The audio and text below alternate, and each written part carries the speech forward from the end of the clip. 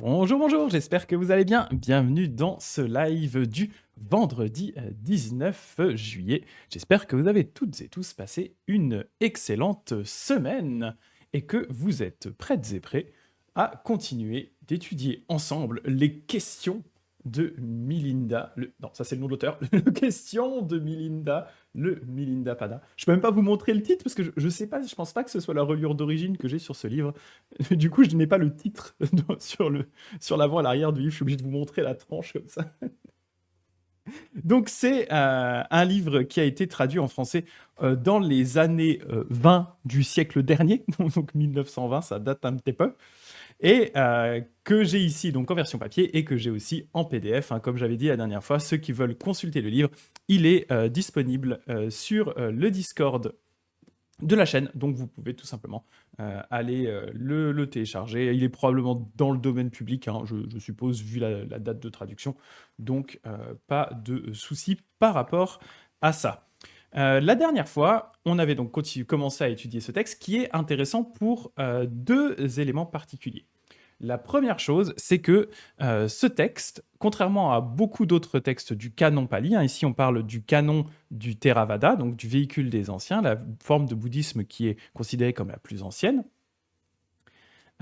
contrairement à la plupart des textes du canon pali, ce texte en fait ne rapporte pas les paroles du Bouddha, mais, et c'est là le deuxième point intéressant, il fait état d'une discussion entre un roi grec et un moine bouddhiste. Salut Sab, salut Éponine. Donc c'est ça qui est assez intéressant, donc il n'est pas attribué au Bouddha, mais il rapporte la discussion, le débat entre un roi grec et un moine bouddhiste. Ce qui peut paraître un petit peu surprenant, on se dit, mais attends, comment ça, un roi grec et un moine bouddhiste? Tout simplement, en fait, c'est qu'on a tendance à zapper qu'à un moment, Alexandre le Grand, il est parti de la Grèce, il a fait tout le tour, il est descendu par l'Égypte et compagnie, et il est allé, il est allé jusque en Inde. Et il a établi dans certains pays de l'Inde des rois qui sont du coup des rois grecs. Et donc Milinda, qu'on va retrouver dans ce texte, c'est un roi qui a existé, qui s'appelle Ménandre Ier.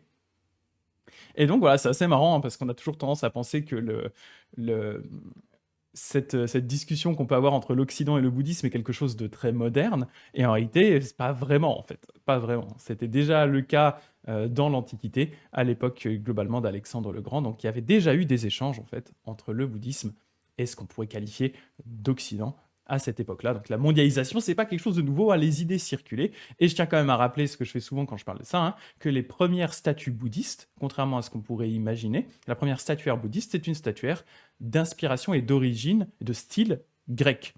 Donc c'est ceux qui veulent regarder, hein, c'est ce qu'on appelle la statuette qui vient du Gandhara. Je peux essayer de vous en montrer une ou deux pour ceux qui ne connaissent pas. Et vous allez voir, on voit très rapidement hein, le rapport avec le style assez grec, notamment, hop, je vous partage ici, au niveau des drapés. Un exemple parfait, c'est cette statue d'art gréco-bouddhiste où on voit assez facilement le rapport avec le style grec au niveau des drapés, etc. Même au niveau du visage et de la chevelure, c'est très très différent, par exemple, des statues qu'on retrouve au Japon. Ah, salut Amandine. Donc voilà un petit peu pour vous rappeler le contexte. Donc on avait commencé à regarder cette discussion. J'avais sauté volontairement le premier chapitre, salut Dagdeg. J'avais sauté le premier chapitre tout simplement parce que le premier chapitre donne plus le background de Nagasena, ses vies passées, etc. Nagasena, c'est le nom du moine hein, qui discute. Et oui, il y a une magnifique statue, et Ponine a raison, ceux qui veulent voir ce type de statue, si vous êtes à Paris ou si vous êtes en voyage à Paris, au musée Guimet, il y a de très très belles statues de cette époque-là et de ce style, du style Gandhara, qui sont, ouais, elles sont incroyables. Et ça pourra, c'est vraiment quelque chose de les voir en vrai, hein, parce que c'est des statues qui sont très anciennes, et quand on les voit en vrai, le côté grec marque et choque encore plus, hein, je trouve. Voilà. Donc on avait sauté le premier chapitre, voilà, qui était plus un chapitre qui donne un peu le contexte, pour arriver directement à la discussion entre le roi Milinda et le moine Nagasena. Donc on avait commencé à regarder cette discussion-là, et là où on s'en était arrêté la dernière fois, il discutait de l'attention concentrée, donc le fait vraiment de focaliser son attention sur quelque chose de très précis. Et il y a eu deux éléments qui étaient discutés par rapport à ça. C'était déjà le roi demandait est-ce que l'attention concentrée, donc le fait vraiment de focaliser son attention comme un laser sur quelque chose, c'était la condition qui permettait de sortir du cycle des naissances et des morts. Et là, Nagasena lui avait répondu que c'est un facteur, mais ce n'est pas le seul. Il y a d'autres états d'âme salutaires qui permettent de faire ça. Et c'est ce qu'on va regarder ensemble. Hein. C'est que l'attention concentrée seule ne suffit pas. Et le roi avait demandé, est-ce qu'il y a une différence entre l'attention concentrée et la sagesse? Et Nagasena lui avait répondu en disant, bah, l'attention concentrée, si tu veux, tu peux la trouver chez les chèvres et les moutons, quand ils mâchouillent de l'herbe en étant ultra concentrés. Par contre, tu vas pas trouver la sagesse chez eux, ça marche pas. Donc on en était arrêté là. Et donc aujourd'hui, ce que je vous propose, c'est justement de discuter de ces différents états d'âme salutaires que Nagasena avait évoqués rapidement un ou deux chapitres précédemment. Donc c'est ça qu'on va regarder aujourd'hui. Et le premier, c'est notamment la vertu. Donc, on nous disait, donc le roi demande, hein, tu as dit Nagasena, et par les autres états d'âme salutaires. Donc il disait, c'est par l'attention concentrée et par les autres états d'âme salutaires qu'on peut sortir du cycle des naissances et des morts. Quels sont-ils? Nagasena répond, il y a la vertu, la foi, l'énergie, la réflexion et le recueillement. Alors vous verrez, là, je me suis moi-même rajouté des petites notes parce que la traduction que j'utilise ici, hein, qui est donc cette traduction française de 1920 et quelques, n'est pas toujours extrêmement simple à comprendre, dans le sens où le vocabulaire utilisé n'est pas forcément toujours le vocabulaire que nous, on utiliserait maintenant pour qualifier certains termes bouddhistes spécifiques. Ce qui fait que ça crée un petit peu l'embrouille. Et donc, je suis allé notamment rechecker en parallèle une traduction anglaise qui est plus récente, où là, voilà, des fois, ils vont donner les termes, soit les termes, on va dire en un sanskrit connus, type voilà, samadhi, samatha vipassana, ce genre de sila, etc. Ou alors directement des mots type mindfulness, par exemple, qu'on a plus l'habitude d'entendre de nos jours, ce qui permet de raccrocher un peu les wagons, parce que des fois, vraiment, avec les termes français qui sont utilisés dans la traduction de 1923, des fois, c'est un peu compliqué. Donc voilà, je me suis rajouté des petites notes, puis ça me permet aussi de ne pas oublier des choses. Et ouais, Dagdek, franchement, la prochaine fois que tu vas à Paris, il faut vraiment le musée Guimet. Et ils ont aussi des statues japonaises qui sont incroyables. Et ils ont notamment une statue d'un des patriarches du Jodo Shinshu, Shandao. Ils ont une très belle statue de Shandao au musée Guimet. Ouais, ils ont plein de belles choses. Plein de belles choses. Donc, il disait la vertu, la foi, l'énergie, la réflexion et le recueillement. Donc, on va les regarder un par un. Il va commencer par demander, le roi, hein, quelle est la caractéristique de la vertu? Ici, quand on va parler de la vertu, il est question de tout ce qui a un trait avec ce qu'on va appeler le Vinaya, hein, donc les règles monastiques pour les moines, mais aussi les règles qui vont s'appliquer aux laïcs, les règles de bonne conduite. Donc, Nagasena va lui dire, hein, la vertu, elle est définie comme la base. La vertu est la base de tous les états d'âme salutaires. Faculté, force, élément de l'intuition suprême, voie, méditation, effort, condition de pouvoir magique, extase, émancipation, recueillement, conquête spirituelle. Fondée sur la vertu, les états d'âme salutaires ne périssent pas. Ici, pourquoi est-ce qu'on nous parle de la vertu? En quoi est-ce que c'est important? Alors, c'est d'autant plus marrant quand c'est moi qui dis ça, parce que je suis dans une branche, j'ai été ordonné dans une branche du bouddhisme qui ne suit pas les règles monastiques, pour lesquelles on n'a pas de règles, même les laïcs, hein, on fait globalement ce qu'on veut, il n'y a aucune règle qui s'applique. Mais dans le Jodo Shinshu, dans ma branche, hein, on dit toujours, en gros, c'est pas parce que on peut faire n'importe quoi qu'il faut faire n'importe quoi. Shinran, le fondateur, hein, dit toujours, c'est pas parce que vous avez un antidote qu'il faut boire du poison, clairement. Et il explique aussi que normalement, quand les pratiquants s'approchent justement de la compassion, de la sagesse du Bouddha Amida, en font le centre de leur vie, naturellement, ils vont en venir à avoir un comportement un petit peu plus proche de ce qu'on attend d'un bouddhiste, alors sans forcément suivre des règles qui sont définies, mais on va avoir tendance à vouloir éviter de faire le mal, de générer de la souffrance, etc., etc. Donc pourquoi est-ce que de base, notre bon Nagasena, il insiste à ce point-là sur le côté vertu? En fait, la vertu, elle a plusieurs, donc l'éthique, hein, elle a plusieurs aspects qui sont importants. La première, c'est que elle permet un état d'esprit qui va former une base saine pour cultiver ce qu'il y a derrière. Je m'explique par rapport à ça. Si vous pratiquez, enfin, si vous générez le mal par vos paroles, par vos actions, que vous réalisez des actions qui sont mauvaises, le risque par rapport à ça, c'est que de 1, vous allez vous les prendre dans la tête en retour, ce qui est le concept de karma, salut no shishi, ce qui donc peut vous revenir dessus à tout moment. Mais ça peut aussi générer des états d'esprit qui sont des états d'esprit négatifs qui vont être un frein à votre pratique. Si voilà, vous réalisez des actions mauvaises et que derrière vous êtes accablé par du remords, de l'angoisse que quelqu'un vienne se venger par rapport à ce que vous avez fait, des regrets, du tracas, etc., etc., tous ces états d'esprit qui peuvent être générés par des actions mauvaises que vous pouvez effectuer, eh bien, ce sont des états d'esprit qui peuvent être notamment un frein à tout ce qui va être méditation, à tout ce qui est votre pratique. Vous allez dire, par exemple, vous allez commencer à méditer et d'un coup, vous allez vous rendre compte que vous repensez à ce que vous avez fait de mauvais, vous vous tracassez, vous êtes ah, j'ai vraiment été horrible, etc. Alors que si vous ne réalisez que des actions bonnes, eh bien, vous n'avez pas forcément besoin, ça ne va pas revenir, entre guillemets, vous hanter pendant votre méditation, en théorie. Au pire, vous allez y repenser rapidement en disant ouais, j'ai été cool et puis terminado. Alors que si vous avez fait quelque chose de mauvais, ça va avoir tendance à mariner comme ça dans votre cerveau et ça peut gêner par exemple typiquement votre méditation. Ça peut être aussi un frein à votre pratique au sens plus large en se disant ah, franchement j'ai été tellement horrible que franchement, enfin en fait je suis même pas digne de pratiquer, je suis même pas digne d'essayer de me libérer de la souffrance. Voilà, vraiment se créer des freins. Donc en fait, cet état d'esprit mauvais qui est généré par les mauvaises actions, le regret, le remords, etc., ça peut être un frein à la méditation.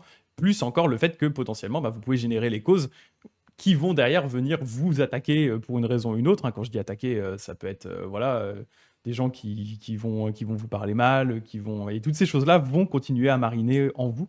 Alors que si vous cultivez des éléments positifs, des états d'esprit positifs, qui ne génèrent pas de la souffrance, eh bien tout ça, vous allez l'effacer au fur et à mesure et ça va créer une base saine pour votre pratique. Donc voilà. Nagasena, il dit, donc le roi lui demande, hein, donne-moi une comparaison. Et d'ailleurs, vous allez voir, ça me fait rire, mais il y a des moments où le roi, il parle à Nagasena comme si c'était ChatGPT, ça me fait rire. Le roi, il lui pose juste l'impression qu'il entre un prompt, donne-moi une comparaison. Genre, t'as l'impression vraiment des fois qu'au lieu de parler à Nagasena, il parle à ChatGPT, il lui fait, c'est quoi la différence entre ça et ça? ChatGPT lui donne une réponse, et puis le roi, il entre juste le prompt, donne-moi une comparaison. Et après, des fois, il fait, donne-moi une autre comparaison. Donne-moi une autre comparaison. Tu fais, mais putain, c'est un être humain, c'est pas une IA. Je sais pas pourquoi ça me fait rire. On a vraiment l'impression qu'il entre des prompts. Et du coup, t'as Nagasena qui déroule son prompt. Blablabla. Je sais pas, c'est peut-être moi qui suis matrixé avec les IA, mais ça me fait rire. Donne-moi une comparaison avec un chat en 3 paragraphes. Non, mais c'est ça, exactement. Non, mais c'est ça. Nagasen AI. Nagasen IA. Nagasen Nia. Ouais, ça me fait rire. Vraiment, il y a vraiment des fois où il fait donne-moi une comparaison. Puis après, il dit rien, il fait juste donne-moi une autre comparaison. Donne-moi une autre comparaison. Jusqu'à ce qu'il soit satisfait. Non, mais là, il le fait, regardez, il va le faire là. Donc il dit donne-moi une comparaison.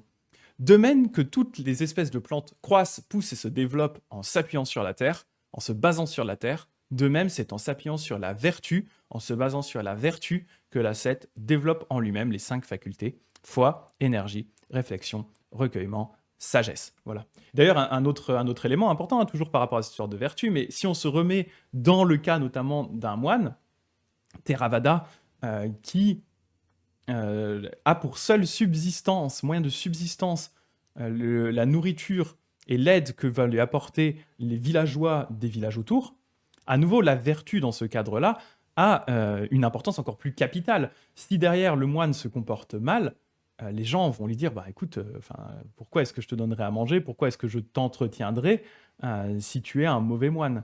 Donc pareil, c'est à nouveau des choses qui peuvent du coup rendre la vie d'un moine plus ou moins compliquée en fonction de comment est-ce qu'il agit.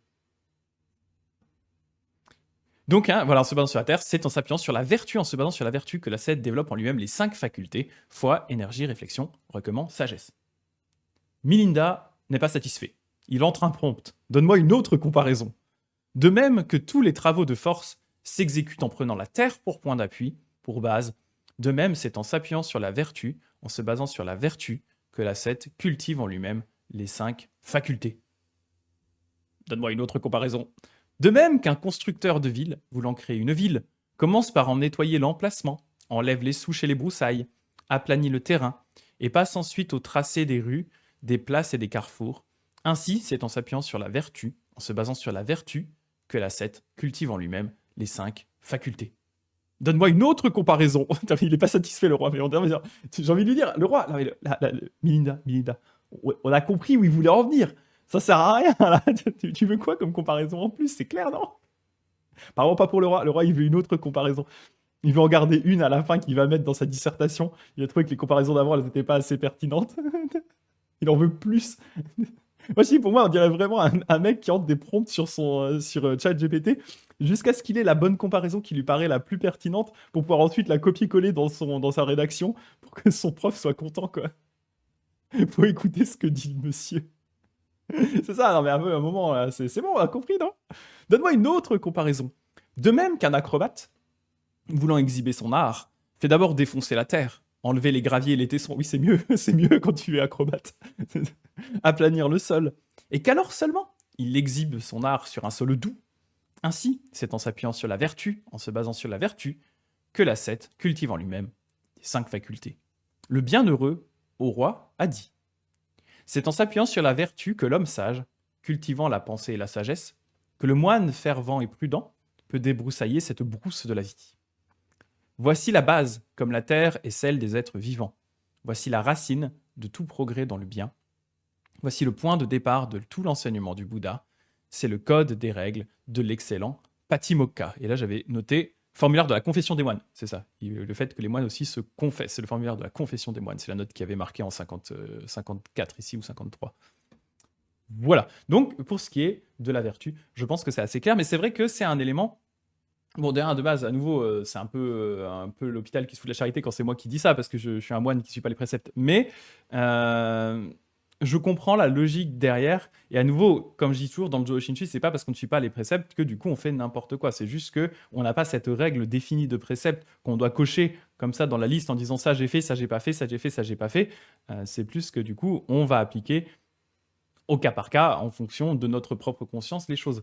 Mais voilà, je pense que j'ai été assez clair sur l'intérêt de justement cultiver les bonnes actions et éviter justement les actions mauvaises comme base de pratique pour tous les avantages au niveau psychologique et au niveau matériel aussi que ça peut apporter d'agir d'une façon correcte et qui était d'autant plus importante, comme je disais tout à l'heure, hein, pour des moines qui, eux, vivaient complètement dépendants des villages autour, où là, ben, effectivement, il y avait intérêt à être un bon moine exemplaire pour s'assurer que, alors sans arrière-pensée, mais c'est juste pour s'assurer que ben, les villageois allaient soutenir. Et d'ailleurs, c'est aussi une des raisons pour laquelle le Bouddha a mis en place au fur et à mesure toutes ces règles. On en avait parlé la dernière fois avec Éponine, mais il me semble. Hein, à la base, les règles monastiques ont été créées vraiment sur la base de cas par cas. C'est-à-dire simplement, à chaque fois qu'un moine faisait une connerie, le Bouddha allait le voir, et ensuite on parlait à la communauté en disant « Ok, à partir de maintenant, ça, on ne fait plus. » Genre se bourrer la gueule, on ne fait plus, d'accord? On arrête. Donc voilà, au fur et à mesure, hein, il définissait les règles au cas par cas. Et le contentieux qu'il y avait eu, c'est de ça qu'on avait discuté avec Éponine, hein, c'est le fait que le Bouddha a dit au moment de mourir, en gros, vous pouvez vous débarrasser de certaines règles mineures, parce que c'était vraiment très spécifique, puis c'est pas si important que ça, faut pas alourdir le truc. Et en fait, vu que personne n'avait vraiment compris de quelles règles il parlait, c'est resté très tendancieux tout ça. Mais voilà, de base, la raison pour laquelle le Bouddha faisait ça, c'était aussi pour garantir la réputation de sa communauté. Il est en train, à l'origine, de créer une communauté de moines. Il est perçu comme étant l'éveillé. Si ces moines, ils commencent à courir partout en faisant n'importe quoi, en mode Lemmings, là, le jeu vidéo, en mode mignon, hein, comme les mignons dans Moi Moche et Méchant, si les moines ils commencent à faire ça, à un moment ça va clairement mal se passer, et c'est sûr que la communauté ne pourra pas tenir, puisque dès le départ il s'agit d'une communauté qui est soutenue par les villages autour, mais aussi de riches sponsors qui, eux, bien sûr, ne vont pas aller s'associer à une bande de sauvages qui ferait n'importe quoi comme les mignons dans Moi Moche et Méchant. Donc voilà, c'est pour ça qu'à la base ces règles sont là. Il y a cette importance, quoi. Oui, Dag et Ananda n'a pas assuré, parce qu'effectivement, il a oublié de demander quelles règles il sous-entendait quand il parlait de les règles mineures qu'on pouvait éviter, quoi. Donc voilà, en tout cas, méchant moine. Ah, attention, hein, le moine. Ah, fais pas les conneries. Hein. Et voilà, c'est intéressant aussi de voir comment est-ce que ça a été créé. Et c'est pour ça qu'en fait, des fois, alors moi, j'ai pas tout lu le Vinaya, clairement, mais j'en ai lu des extraits, hein, le code vraiment de règles pour les moines. Il y a des trucs, des fois, tu regardes, tu fais... C'est bizarrement spécifique. C'est très, très bizarrement spécifique. Et du coup, bah oui, c'est parce que c'était du cas par cas qui s'est produit. Et puis, ça a été gardé tel quel. Alors, le côté cas par cas combiné au fait que ça date d'il y a 2500 ans, des fois, tu regardes le truc, tu fais d'accord, alright, un peu bizarre, mais d'accord. Mais voilà, c'est forcément une autre culture, une autre époque. Et des moines qui, des fois, avaient des idées un petit peu tordues, un petit peu bizarres. Voilà. Donc c'était le premier, enfin le premier, un des autres états d'âme salutaires, après du coup l'attention concentrée et la sagesse dont on avait déjà parlé rapidement la semaine dernière. Là on avait du coup la vertu. Ananda le pauvre il en a pris plein la tête, mais oui c'est ce qu'on disait la dernière fois lors du concile, ah oui le premier concile après le parinirvana, il était, oui, oui, oui, oui. Ce que dit Eponina hein, pour rappel, Ananda, donc personnage extrêmement important, hein, donc vraiment le bras droit du Bouddha, vraiment la personne qui prenait soin du Bouddha, c'est un cousin, hein, c'est son cousin, hein, et il a pris soin du Bouddha, il s'en est occupé, il était très attaché au Bouddha, mais en fait il passait tellement de temps à s'occuper du Bouddha, voilà, vraiment à l'assister en général, hein, que eh bien, il n'avait pas forcément des masses le temps de cultiver pour lui-même la méditation, la pratique, etc.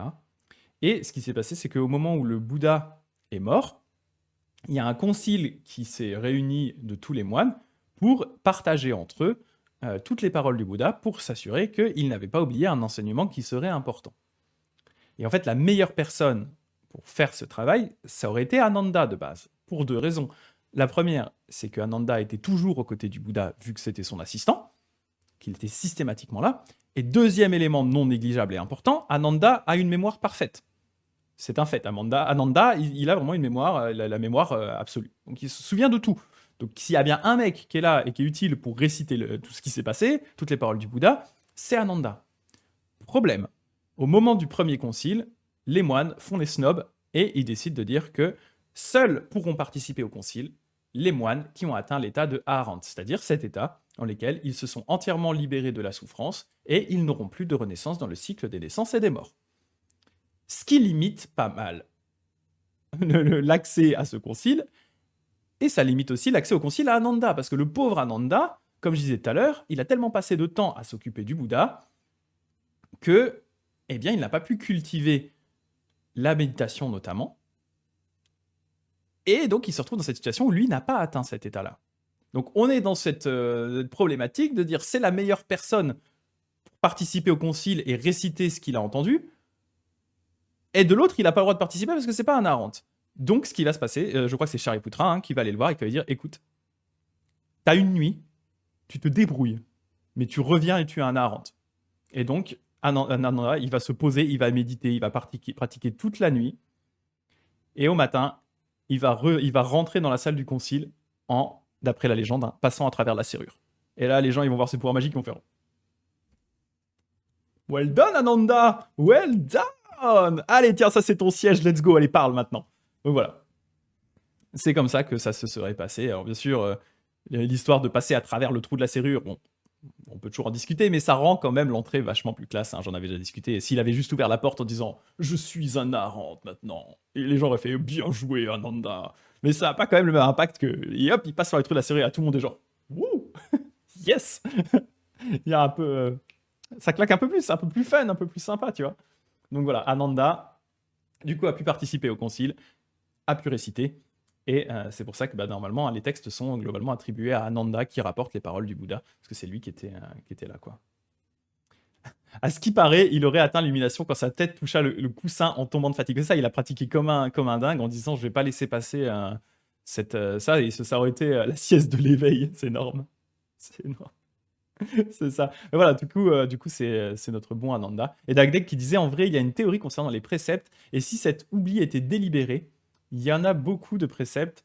Le fait de ne pas savoir lesquels sont caducs permet de relativiser leur importance, vu qu'on ne sait pas si le précepte en question est encore valide, mieux vaut le pratiquer façon Theravada, mais en même temps, si on ne peut pas savoir s'il est valide, faut peut-être pas trop s'y attacher. Ouais, c'est intéressant. Tu veux dire, du coup, effectivement, ça permettrait une certaine flexibilité, en disant, on les jette, d'un côté, on les jette pas, mais de l'autre, pas trop s'attacher à la lettre, mais plutôt au sens, ou plutôt à ce qu'il y a derrière, à l'idée du précepte, plutôt qu'à la lettre. Ça se tient tout à fait, ouais. Ça se tient complètement. Voilà.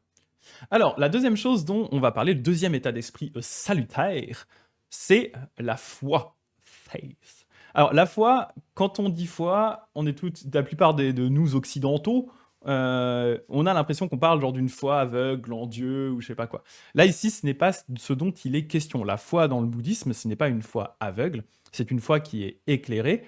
On va dire, pour simplifier, que c'est l'opposé du doute. C'est-à-dire qu'on est persuadé, parce qu'on l'a vu, parce qu'on y a réfléchi, que quelque chose est bon et donc on va le mettre en pratique. Ce n'est donc pas une foi aveugle, ce n'est pas la foi du on m'a dit que si je faisais ça, j'irais au paradis, donc je le fais.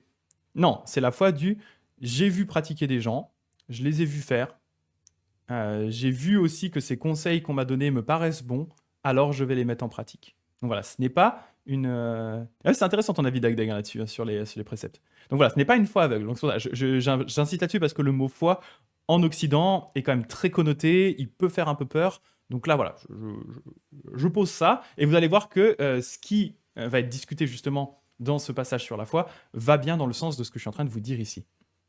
Donc, notre bon Milinda, le roi, demande quelle est, vénérable Nagasena, la caractéristique de la foi? Deuxième, enfin troisième, je ne sais plus dans quel ordre ils sont, mais état d'âme salutaire, nouvel état d'âme salutaire.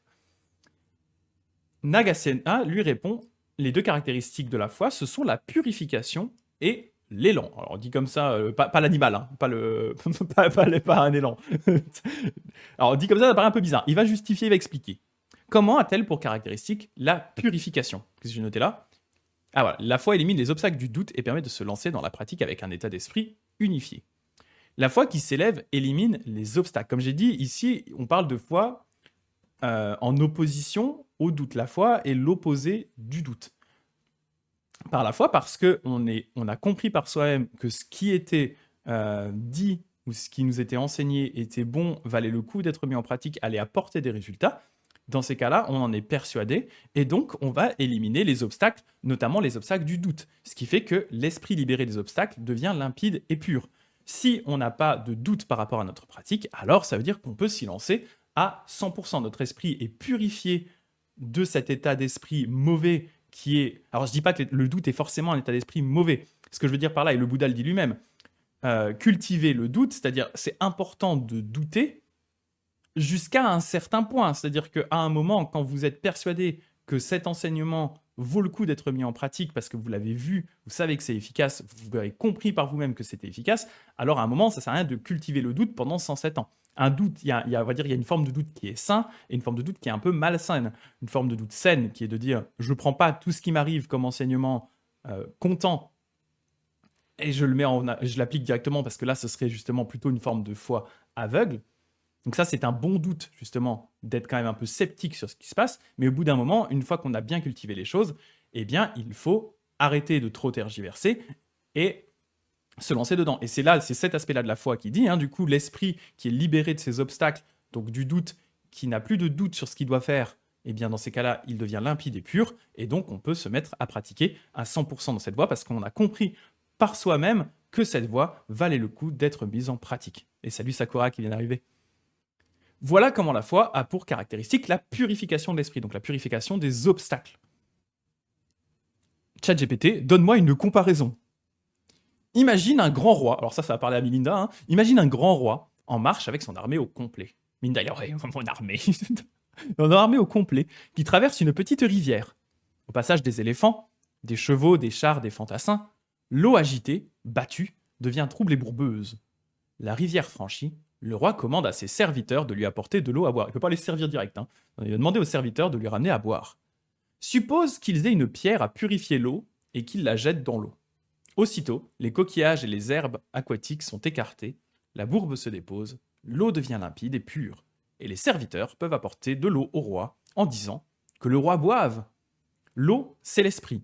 Les serviteurs, qui amènent l'eau, du coup, c'est l'ascète. Les coquillages, les herbes, la bourbe, ce sont les passions.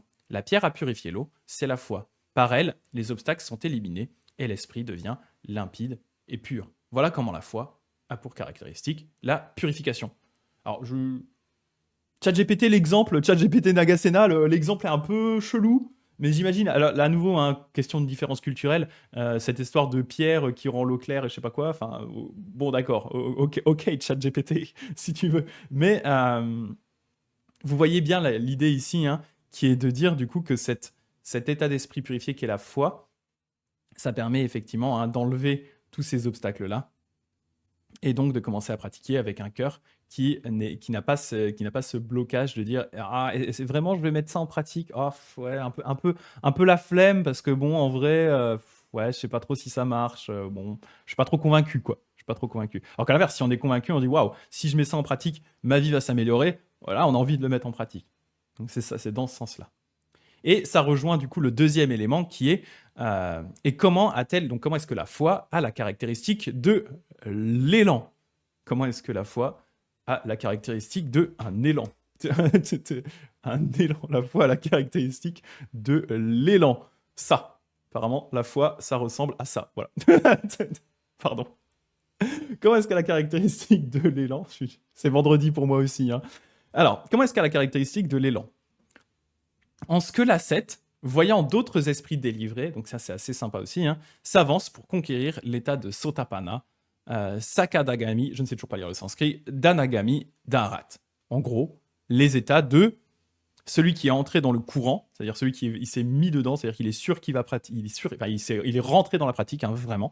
Celui qui n'a plus qu'une seule vie terrestre à traverser, celui qui ne doit plus revenir sur Terre, et l'Arat, celui qui a réellement coupé la racine de souffrance et qui ne renaîtra plus. Donc quand il voit d'autres esprits délivrés qui s'élancent pour conquérir ces réalisations, ce sont les réalisations, les étapes de réalisation des pratiquants du Theravada, c'est-à-dire qu'on rentre dans le courant, on est certain de ne plus on est certain de pouvoir atteindre l'état dans une renaissance, on finit par devenir un arat, etc. Donc quand il voit l'ascète qui pratique lui-même pour se libérer ou atteindre ces différents paliers de pratique du Theravada, eh bien, lui-même, le disciple va faire des efforts pour obtenir ce qu'il n'a pas obtenu, atteindre ce qu'il n'a pas atteint, réaliser ce qu'il n'a pas réalisé. C'est par là que la foi a pour caractéristique l'élan, c'est-à-dire tout simplement en voyant des gens qui se sont lancés sur cette voie et qui y ont atteint le but, ou en tout cas différentes étapes de cette voie-là, alors bien sûr, ça nous inspire et ça nous donne envie de pratiquer. À ce moment-là, on a vraiment la foi dans ces enseignements, parce que non seulement on est persuadé par soi-même que ce qui nous a enseigné est juste et bon et vaut le coup d'être mis en pratique, et deuxièmement, on voit des gens qui y sont arrivés également. On voit des gens qui sont allés au bout du chemin, ou en tout cas qui ont atteint certaines étapes clés du chemin, et donc bien sûr, ça nous donne envie nous-mêmes de les suivre, c'est l'élan, ça nous donne envie de suivre ces gens pour aller pratiquer. C'est une foi robuste. Ah, l'élan est pas mal, hein. L'élan, une foi dure fort comme un élan, là, massif. ChatGPT, donne-moi une comparaison. Suppose qu'une grande pluie tombe sur une montagne et que l'eau, suivant la pente, après avoir comblé les creux, les crevasses, les plis de la montagne, se déverse dans une rivière et la fasse déborder sur ses deux rives. Une foule de gens survient. Elle ignore si l'eau est profonde ou non et se tient anxieuse sur le bord. Mais voici venir un homme, conscient de son pouvoir et de sa force.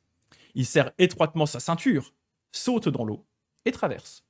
Ce que voyant, la foule traverse à son tour. De même, l'ascète voyant d'autres esprits délivrés, s'élance pour conquérir les degrés successifs de la sainteté. Voilà comment la foi a pour caractéristique l'élan. Le bienheureux, donc le Bouddha, dit, dans le Samyutta Nikaya, par la foi il traverse le courant, par la foi il traverse l'océan, par l'énergie il franchit la douleur, par la sagesse il est purifié.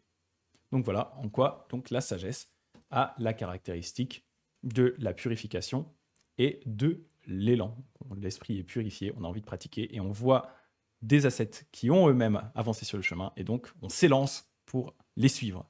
Voilà. Et Eponine qui dit et qui a bien raison, c'est pour ça que c'est bénéfique de trouver une communauté avec qui pratiquer, ça encourage vraiment la pratique, exactement, parce que ça nous donne des bons exemples qu'on va avoir envie de suivre. Voilà. Et pour ceux qui, c'est l'idéal, c'est d'avoir une communauté, parce que c'est quand même pas pareil quand c'est des gens vivants qui sont là, qui pratiquent avec vous, etc. Pour ceux qui n'auraient pas cette occasion-là, eh bien, le simple fait aussi de suivre des exemples inspirants de personnages historiques dans des livres, que ce soit des disciples du Bouddha, des autres moines, des laïcs, des pieux laïcs, etc. Tout ça, ça peut aussi faire cet effet-là, de vous donner envie de pratiquer en disant « Waouh, j'aimerais bien atteindre ce niveau de réalisation » ou « Cette personne-là m'inspire particulièrement ». Donc, voilà, ça peut aider si jamais vous n'avez pas de communauté à votre disposition, ce qui n'est pas toujours évident. Voilà. Et Sakura qui dit c'est compliqué de faire de la méditation ou du yoga ou autre quand tu as quand tu as des problèmes. Tout à fait. Mais après, c'est justement le but, c'est que c'est mieux de le faire quand tu as. Enfin, c'est bien de le faire aussi quand tu as des problèmes, justement, en fait. Le fait d'avoir des problèmes de santé, oui, tout à fait. Mais je conçois. Et c'est pour ça il faut aussi être très doux avec soi-même par rapport notamment aux pauses que tu vas prendre. Parce qu'il y a des branches qui vont te dire, oui, la méditation, il faut être assis comme ci, comme ça, il faut être très, très précis dans la position adoptée. Pas du tout. En fait, ce qui est important, c'est de l'adapter en fonction de tes caractéristiques. Donc, si tu as des problèmes de santé qui t'empêchent, par exemple, de te mettre dans une certaine position, de rester assise longtemps ou autre, eh bien, il faut adapter en fonction. C'est très important, en fait, de ne pas forcer son corps en se mettant dans des positions qui seraient inconfortables ou qui pourraient faire plus de mal que de bien. En fait, l'important, c'est vraiment l'état d'esprit qui est avec. La pause derrière, c'est juste des conseils. Ici, pourquoi est-ce que les gens disent en général c'est mieux de le faire assis? C'est tout simplement parce que ça évite de s'endormir. Après, si pour une raison ou une autre, tu n'es pas confortable, je prends cet exemple-là parce que j'ai des personnes dans ma famille où c'est le cas. Si tu n'es pas confortable assise, par exemple, bah, tu te mets allongé. Il y a une personne aussi qui m'a contacté un coup en me disant moi, j'ai un problème au niveau du nez, je ne peux pas respirer par le nez. Moi, je lui ai dit, bah, c'est pas grave, si tu veux méditer sur le souffle, médite en inspirant, expirant par la bouche, ça marche aussi. La raison pour laquelle on l'a fait par le nez, c'est que c'est moins bruyant et que c'est, en général, pour les personnes qui n'ont pas de problème de nez, on respire naturellement plutôt par le nez. Mais voilà, il faut s'adapter en fait. Il faut vraiment, il faut s'adapter avec bienveillance envers soi-même en fait. C'est ça qui est important. Et comme dit Éponine, et ça c'est un point qui est très important et je suis entièrement d'accord, la méditation n'est pas la seule pratique dans le bouddhisme. Cultiver la compassion, la joie, aider les autres, réfléchir sur soi-même, c'est aussi des pratiques du bouddhisme. Et ça c'est important et je suis entièrement d'accord avec Éponine, hein, il ne faut pas ramener le bouddhisme uniquement à la méditation. La méditation, c'est un élément du bouddhisme. Que si on rejoint un peu ce que disait Nagasena, et on est en plein dedans dans ce texte qu'on étudie aujourd'hui, hein, c'est en gros un des états d'âme salutaires. C'est une des pratiques, mais ce n'est pas la seule. Il y a plein d'autres choses qu'on va pouvoir cultiver sans la méditation directement. Et il y a des branches du bouddhisme, le Jodo Shinshu dont je fais partie notamment, qui ne pratiquent pas du tout, historiquement, la méditation. On a d'autres pratiques, on va réciter le nom du Bouddha Amida, on va penser au Bouddha Amida, mais ce n'est pas en soi des méditations formelles telles qu'elles peuvent être faites dans d'autres branches du bouddhisme. C'est ça. Il y a plein, et comme dit Éponine aussi là-dessus, hein, il y a plein de bouddhistes laïcs qui ne méditent jamais, mais ils sont quand même bouddhistes. La vie et la pratique s'adaptent à tout le monde. Voilà. Et c'est pour ça que, comme tu dis, hein, Sakura, on est dans une société individualiste, et Dagdek qui dit, c'est pour ça que c'est l'intérêt d'une démarche spirituelle, c'est aussi de se connecter avec d'autres gens. C'est un peu dommage, effectivement, de juste pratiquer dans son coin. Des fois, on n'a pas le choix, hein. Dans ces cas-là, c'est mieux que rien. Mais voilà, il y a aussi moyen maintenant, avec tout ce qui est les moyens modernes, de se connecter à d'autres pratiquants. Bah, on le fait notamment ensemble via ce stream. Il y a aussi plein de moines et nonnes qui... salut, merci Valentin pour ton follow. Il y a aussi plein de moines et de nonnes en France et à l'étranger qui proposent des sessions de pratique et d'études en groupe dans plein de traditions différentes, que ce soit dans le zen, d'autres formes de bouddhisme japonais. Par exemple, moi, j'avais rejoint une petite communauté, salut Valentin, une petite communauté d'un moine Tendai qui est en Angleterre, par exemple, qui proposait des pratiques et des méditations. Voilà, j'ai un peu arrêté parce que je me suis concentré sur le Jodo Shinshu, mais voilà, à un moment, je pratiquais un peu avec lui, il a son petit groupe. Donc voilà, il y a plein de groupes qui existent maintenant, et c'est cet avantage qu'on a avec Internet que on n'avait pas à l'époque, où effectivement, personne comme moi qui habite au fin fond du Jura, des centres de pratique bouddhiste, il n'y en a pas des masses. Il y en a un qui est peut-être à 3/4 d'heure de chez moi, mais c'est du bouddhisme tibétain, ce qui n'est pas forcément moi ce qui me parle le plus. Mais j'ai pas, voilà, j'ai pas des masses le choix, et je pourrais être aussi dans un endroit où il y a littéralement zéro temple, zéro endroit de pratique. Donc, eh bien, il faut, dans ces cas-là, soit on étudie par soi-même, mais bon, effectivement, c'est faisable, mais à un moment, on est un petit peu coincé dans sa pratique, parce que c'est inspirant, on vient de le voir dans ce texte, hein, c'est inspirant d'avoir d'autres personnes autour de soi qui pratiquent. Ou alors, bah, maintenant, grâce à Internet, hein, on peut faire ça, et puis bah, voilà, rejoindre des communautés en ligne, pratiquer ensemble, étudier ensemble, et là, ça devient intéressant, quoi. Valentin qui dit qu'est-ce qui m'a intéressé dans le bouddhisme? Eh bien, en fait, comme certaines personnes. Moi, je suis une personne qui a été élevée, pour résumer rapidement, hein, qui a été élevée dans un environnement complètement athée de base. Hein, donc, je suis athée de base, à tendance presque anticléricale à la limite. Hein. Voilà. Et quand j'ai eu, dans les 22-23 ans, après mes études, j'ai commencé à lire beaucoup de textes de ce qu'on appelle la Beat Generation, donc Jack Kerouac, William Burroughs, Allen Ginsberg, et tout ce qui gravite un peu autour. Et le thème du bouddhisme revenait assez souvent dans les écrits de ces auteurs-là. Et d'ailleurs, la passline, la line de Beat Generation, notamment Kerouac, into le bouddhisme, elle est extrêmement, extrêmement fréquente.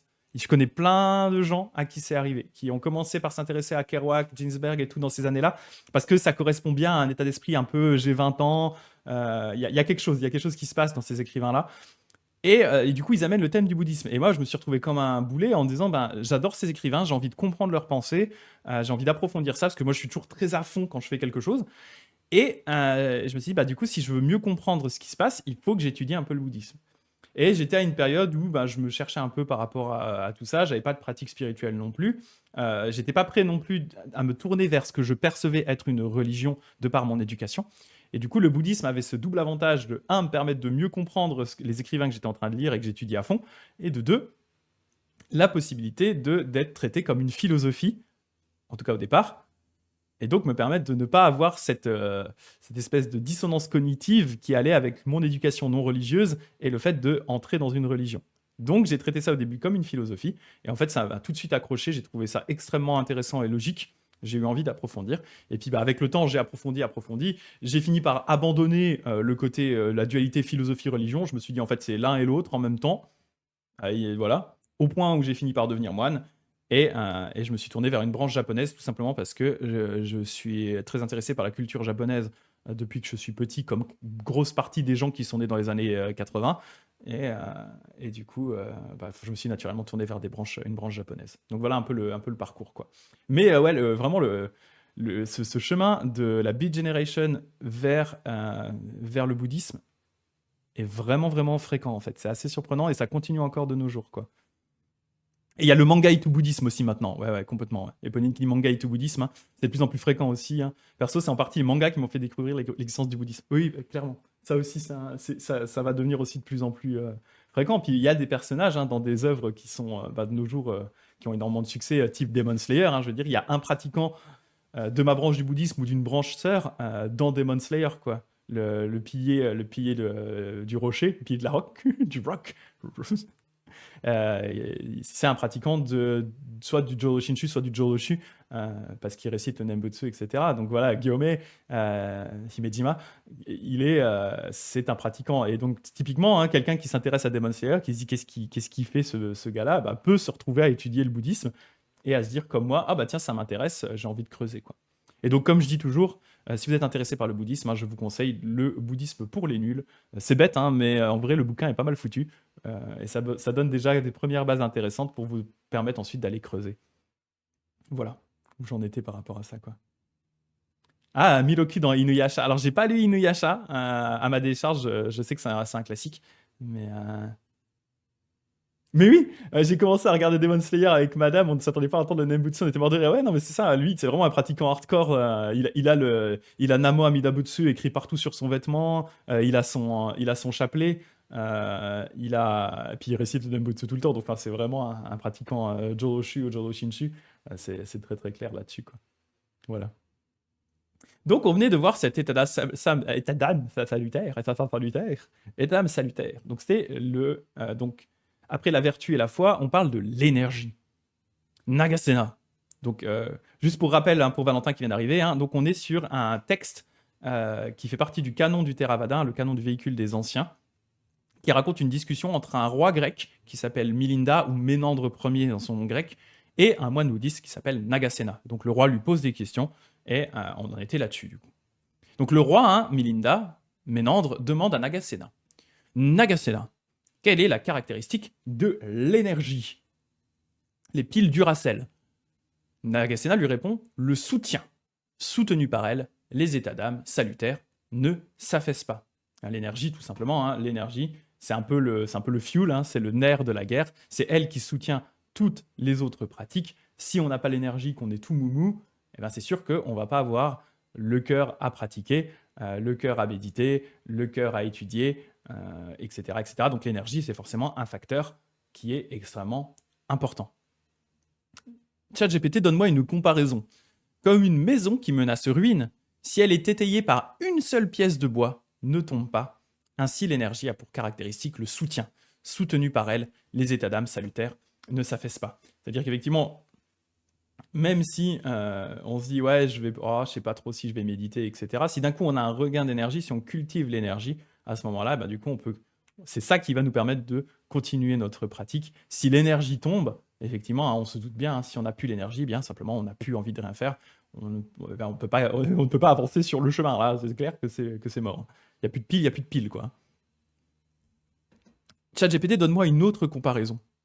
Comme une petite armée, obligée de reculer devant une grande, si le roi envoie à son secours des troupes de soutien, fait à son tour reculer la grande armée, ainsi l'énergie a pour caractéristique le soutien. La même idée, hein. Si vraiment on commence à être down et d'un coup on se dit allez, je m'y mets là, énergie, let's go, let's go. On se motive et on fait tcha, allez. Et bien là, du coup, effectivement, on se renforce et là, on peut continuer à pratiquer l'intérêt de l'énergie. Bon, là, c'est honnêtement parmi les états d'âme salutaires, hein, c'est à mon sens celui qui est peut-être le plus évident et le plus clair. On voit tous comment ça s'applique et qu'est-ce qui se passe quand ça marche pas, l'énergie. On comprend bien, hein, bien entendu. Le bienheureux a dit, le Bouddha a dit, ô religieux, le disciple doué d'énergie élimine ce qui est pernicieux, développe ce qui est salutaire, élimine ce qui est blâmable, développe ce qui est irréprochable et se garde le pur. On va faire des TikTok motivation, mais pour les bouddhistes, c'est ça. Exactement. Donc ça, c'était l'énergie. Ensuite se trouve ici la réflexion, et je me suis ajouté une petite note probablement parce que le terme en français n'était pas ultra clair. Il est ici question de sati, voilà, de mindfulness. C'est plus clair peut-être avec le mot mindfulness, hein, l'attention. Réflexion, c'est peut-être pas forcément le terme qu'on aurait utilisé spontanément. Donc on va aussi peut-être potentiellement utiliser attention, le fait voilà, d'être attentif à ce qui se passe, en fait, aux états, à nos différents états. En fait, ici, il est vraiment question de ça, hein, c'est l'attention aux différents états, notamment internes, et à nos actions. C'est ça, en fait, dont il est question ici, hein, savoir reconnaître quand on fait quelque chose de bien ou de mauvais. Nagasena, quelle est la caractéristique de la réflexion? Le dénombrement et l'admission. Ok. Comment a-t-elle pour caractéristique le dénombrement? Je me suis mis une petite note ici, c'est-à-dire qu'une des deux caractéristiques de la réflexion, hein, ou de l'attention ici, c'est le fait de se rappeler, d'analyser les différents états d'âme lorsqu'ils se produisent, lorsqu'ils se sont produits pour déterminer leurs caractéristiques respectives. C'est-à-dire, en fait, on va, comme si on comptait les choses, hein, c'est ce qu'il va dire, on va dénombrer les différents états d'esprit qui se passent dans notre petite cervelle. La réflexion dénombre des états d'âme qui se produisent, salutaires ou pernicieux, blâmables ou irréprochables, vils ou excellents. Donc c'est le fait de pouvoir dire, hein, noir ou blanc, avec leur subdivision. Voici, se dit-elle, les 4 méditations, les 4 efforts, les 4 bases du pouvoir magique, les 5 facultés, les 5 forces, les 7 éléments de la body, la noble voie aux 8 membres, donc le sentier octuple, hein, la quiétude, la clairvoyance de la science, la délivrance, etc., etc. En conséquence de cet examen, la 7 recherche les états d'âme qui sont à rechercher, évite ceux qui sont à éviter, pratique ceux qui sont à pratiquer, rejette ceux qui sont à rejeter. C'est ainsi que la réflexion a pour caractéristique le dénombrement. Donc là, en fait, à mon sens, il est question de deux choses. La première, c'est d'être capable par soi-même de se rappeler et de dénombrer les différents états d'âme salutaires, enfin les différents états d'âme qui sont salutaires et bénéfiques. Typiquement, le sentier octuple, hein, se rappeler en disant, ah oui, par exemple, dans le sentier octuple, il y a la parole juste, la pensée juste, l'attention juste, les moyens d'existence justes, la concentration juste, etc., etc. Donc être capable de dénombrer tous ces différents éléments, mais aussi être capable de les reconnaître en nous quand on les applique. Ah, là j'ai appliqué la parole juste. Ah, là ma parole n'était pas très juste. J'aurais peut-être dû faire quelque chose. C'est ça en fait, hein. C'est être capable de dénombrer les différentes choses qui sont, mais aussi qui se passent en nous, pour ensuite pouvoir cultiver les états d'âme salutaires et rejeter ce qui est à rejeter, hein, typiquement en sachant reconnaître que là, là j'ai fait quelque chose de bien, là j'ai fait quelque chose de mal, eh bien ça peut nous permettre derrière de cultiver ce qui est bon, rejeter ce qui est mauvais. Si de base on n'est pas capable de reconnaître ces éléments positifs ou ces éléments négatifs comme étant des éléments positifs ou des éléments négatifs, alors effectivement, on ne peut pas avancer dans le bon sens, clairement. Si on reconnaît comme étant bon ce qui est mauvais ou comme étant mauvais ce qui est bon, forcément, on ne va pas dans le bon sens. C'est clair. Donne-moi donc une comparaison, Nagasna, comme le trésorier d'un roi lui remémore matin et soir sa grandeur. Il est l'heure de se lever, monseigneur. Comme le trésorier d'un roi lui remémore matin et soir sa grandeur, en lui énumérant ses possessions. Ô roi, vous possédez tant d'éléphants, tant de chevaux, tant de chars, tant de fantassins, tant d'or et de richesses, que votre majesté se rappelle. De même, la réflexion dénombre les états d'âme. Voilà comment elle a pour caractéristique le dénombrement. Donc typiquement, ô pratiquant, tu as cultivé tel bon état d'esprit, tu as cultivé tel mauvais état d'esprit, tu as cultivé tel élément de pratique, tu aurais dû cultiver tel élément de pratique, etc. etc. Donc voilà pour le côté dénombrement. Et comment donc a-t-elle pour caractéristique l'admission? La réflexion examine les catégories des états d'âme bons et mauvais. Elle juge les uns bons, les autres mauvais, les uns utiles, les autres nuisibles. En conséquence, la Z rejette les mauvais et admet les bons. Voilà comment la réflexion a pour caractéristique l'admission. Donc concrètement, c'est on reconnaît les états d'âme qui sont bons, les états d'âme qui sont mauvais, on est capable de les dénombrer, on est capable de les identifier, et derrière, eh bien, on va cultiver ceux qui sont bons et rejeter ceux qui sont mauvais. Voilà, simple, efficace. Donne-moi donc une comparaison.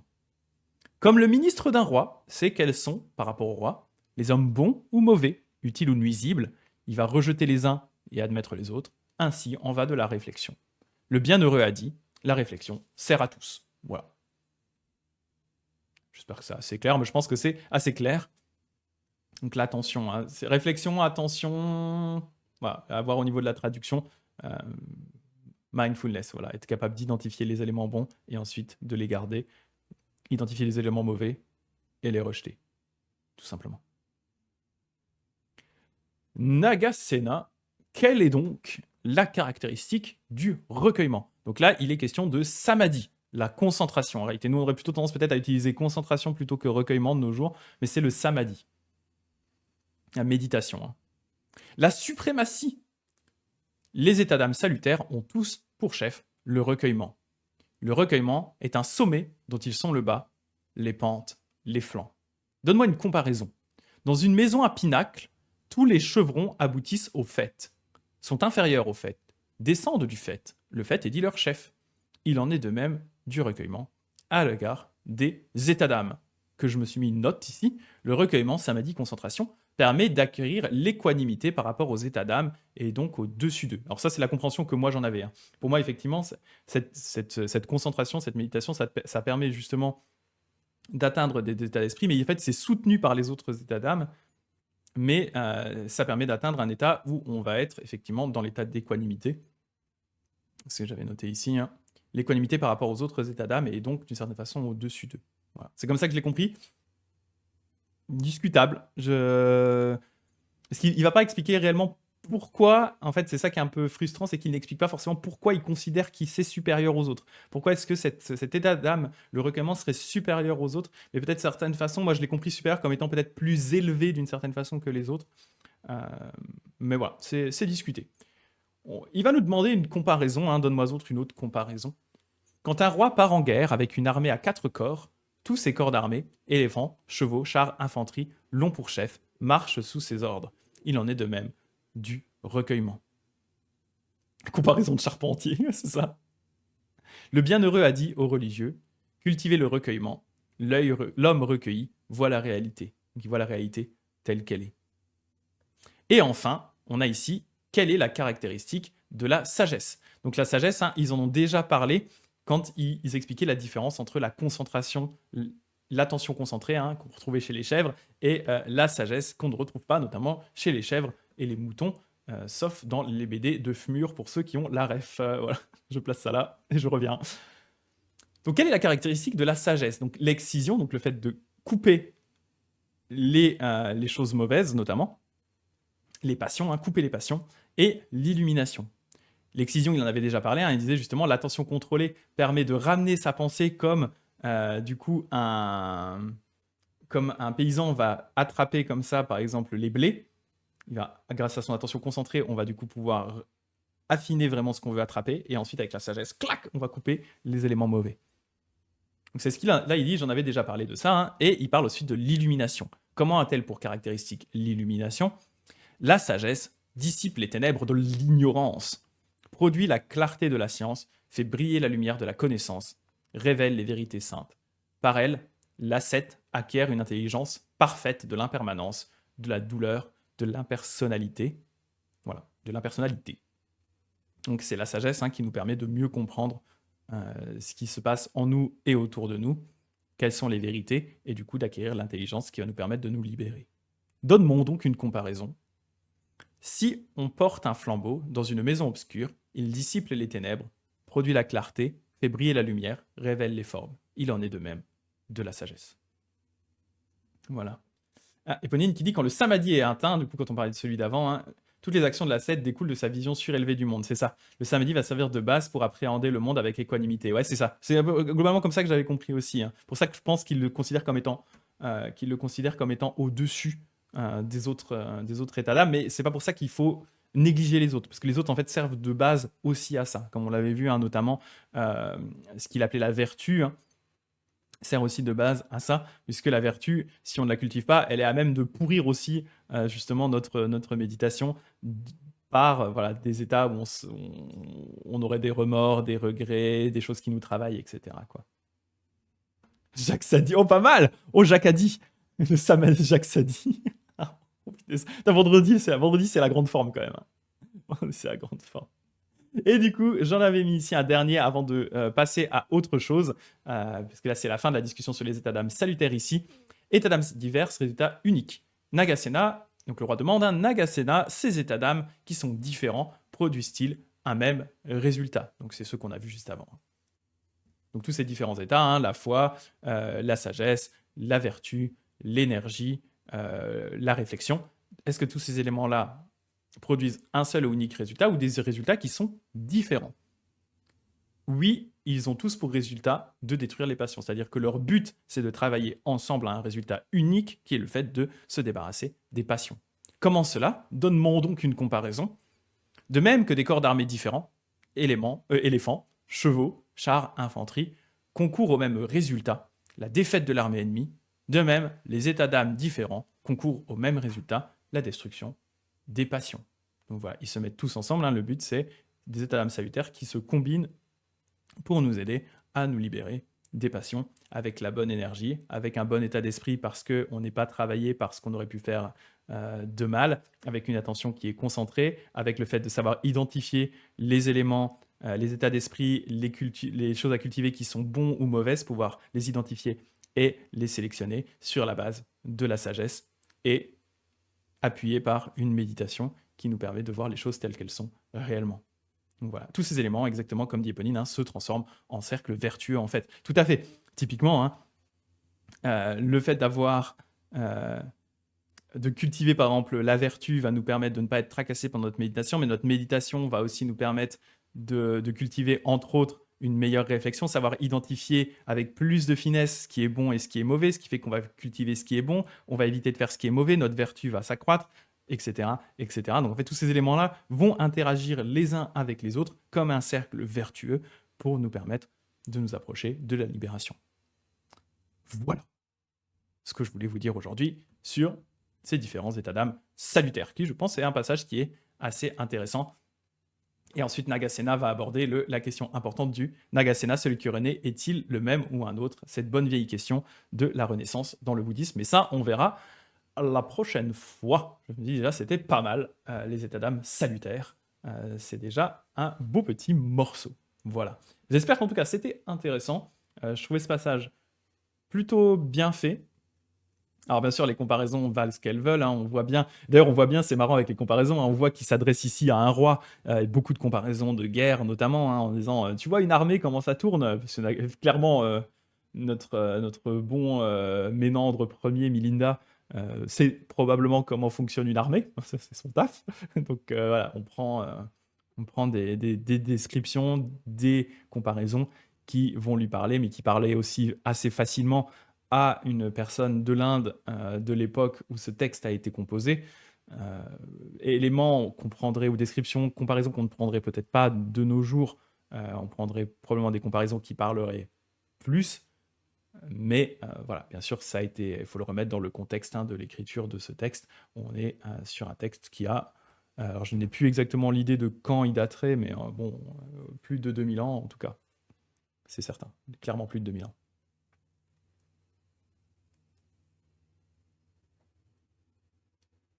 Ouais, gros morceau la prochaine fois, hein. C'est un sujet qui est classique, mais qui est intéressant de rediscuter. Et vous voyez, hein, c'est pour ça que ce texte a eu ce succès-là, parce que en tirant un peu la corde, c'est une forme de bouddhisme pour les nuls adapté au lectorat de son époque. Bien sûr, il reste compliqué par moments, mais il est assez didactique avec tous ces exemples. Il repose aussi beaucoup de questions qui sont des questions classiques que n'importe quelle personne qui étudie le bouddhisme en vient à se poser à un moment ou à un autre, hein. Typiquement, le est-ce celui qui renaît est-il le même ou pas? C'est des questions qui sont typiques. On avait eu dans le Discord, hein, une discussion avec Gulli notamment, euh, elle se posait une question qui est une très bonne question, et Nagasena il répond un petit peu plus loin parce que c'est des questions qu'en fait beaucoup de pratiquants se posent. Donc voilà, il a ce côté vraiment un peu question-réponse euh, sur le bouddhisme qui est assez bien fait et assez unique mine de rien en fait. Donc voilà.